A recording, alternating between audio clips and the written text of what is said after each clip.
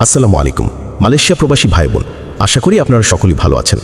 মালয়েশিয়াতে বাংলাদেশিদের যাত্রা শুরু। মালয়েশিয়াতে প্রথম ফ্লাইটে ৬০ জন বাংলাদেশি প্রবাসী এসেছে। চলুন খবরের বিস্তারিত জেনে নেওয়া যাক। দীর্ঘ প্রতীক্ষা, অনিশ্চয়তা এবং নানা জটিলতার ভিড় কাটিয়ে অবশেষে মালয়েশিয়ার সমবাজারে আনুষ্ঠানিকভাবে প্রবেশ করতে শুরু করেছেন বাংলাদেশি কর্মীরা। বহুদিন ধরে আটকে থাকা আশা নিরাশার লড়াই শেষে নতুন সূচনার দ্বার উন্মুক্ত হল বাংলাদেশি শ্রমিকদের জন্য।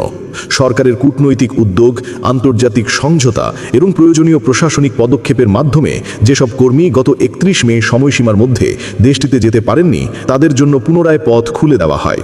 সেই ধারাবাহিকতায় প্রথম ধাপেই ৬০ জন কর্মী মালয়েশিয়ার মাটিতে পৌঁছান।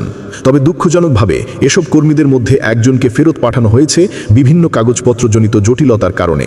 তবুও এই যাত্রা বাংলাদেশ মালয়েশিয়ার শ্রম যোগাযোগের নতুন সম্ভাবনা হিসেবে দেখা হচ্ছে। মধ্যরাতের ফ্লাইটে কুয়ালালামপুর আন্তর্জাতিক বিমানবন্দরে পৌঁছানোর পর কর্মীরা উষ্ণ অভ্যর্থনা পান। বিমানবন্দরে উপস্থিত ছিলেন মালয়েশিয়ায় নিযুক্ত বাংলাদেশের হাই কমিশনার মঞ্জুরুল করিম খান চৌধুরী। তিনি প্রত্যেক কর্মীর সঙ্গে কথা বলেন, তাদের খোঁজ খবর নেন এবং ভবিষ্যৎ কর্মজীবনে সফলতার জন্য শুভকামনা জানান। এছাড়া বিমানবন্দরে উপস্থিত ছিলেন deputy high commissioner, labour councillor সহ হাই কমিশনের অন্যান্য কর্মকর্তারা।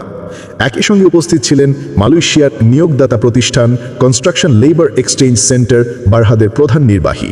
তারা কর্মীদের স্বাগত জানান এবং কর্মস্থলে নিরাপদ ও সুষ্ঠু পরিবেশের নিশ্চয়তা দেওয়ার আশ্বাস প্রদান করেন।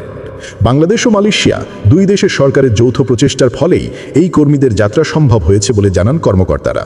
বিশেষ করে রাষ্ট্রীয় নিয়োগ প্রতিষ্ঠান বোয়েসেলের সার্বিক ব্যবস্থাপনার প্রশংসা করেন সবাই।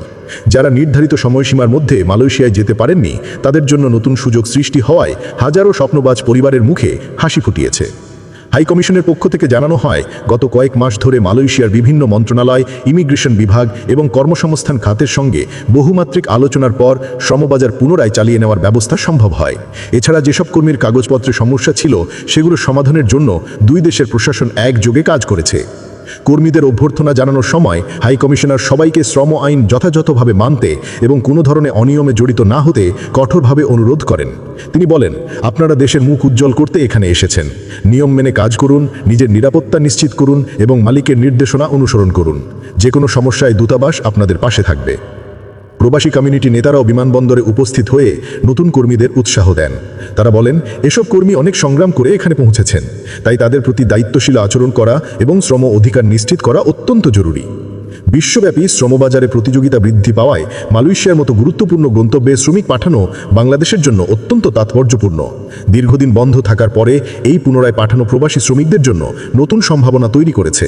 এর মাধ্যমে ভবিষ্যতে আরও বৃহৎ পরিসরে বাংলাদেশি কর্মীদের মালয়েশিয়ায় যাওয়ার সুযোগ সৃষ্টি হবে বলে আশা করা হচ্ছে। নতুন যাত্রা, নতুন কর্মজীবন, সবকিছু মিলিয়ে মালয়েশিয়ায় কর্মজীবনের প্রথম দিন থেকে নতুন স্বপ্ন দেখতে শুরু করেছেন শ্রমিকরা। তাদের পরিবারের মধ্যে নতুন আশার আলো দেখা দিয়েছে। আর এই সফলতার পেছনে দুই দেশের সরকারের প্রচেষ্টা, দূতাবাসের নিরলস তদবির এবং শ্রমিকদের ধৈর্য সবকিছুই ভূমিকা রেখেছে। বাংলাদেশ সরকার আশা করছে মালয়েশিয়ার এই পদক্ষেপ শ্রমবাজারকে আরও শক্তিশালী করবে এবং ভবিষ্যতে বৃহৎ পরিসরে কর্মী পাঠানো সম্ভব হবে। অন্যদিকে মালয়েশিয়াও জানিয়েছে, তাদের বিভিন্ন সেক্টরের শ্রমিকের ঘাটতি পূরণে বাংলাদেশি কর্মীরা গুরুত্বপূর্ণ অবদান রাখবেন। প্রিয় মালয়েশিয়া প্রবাসী ভাইগণ, খবরটি আমাদের মালয়েশিয়া প্রবাসী সকল ভাইদের সাথে এক্ষুনি শেয়ার করে সবাইকে এই গুরুত্বপূর্ণ খবরটি জানার সুযোগ করে দিন। আর আপনি যদি আমাদের এই চ্যানেলে নতুন হয়ে থাকেন, তাহলে এখনই আমাদের চ্যানেলটিকে সাবস্ক্রাইব করুন মালয়েশিয়ার সকল গুরুত্বপূর্ণ খবরাখবর সবার আগে পাওয়ার জন্য। আমাদের সকল ভিডিও আপডেট সবার আগে পেতে আমাদের চ্যানেলটিকে সাবস্ক্রাইব করুন।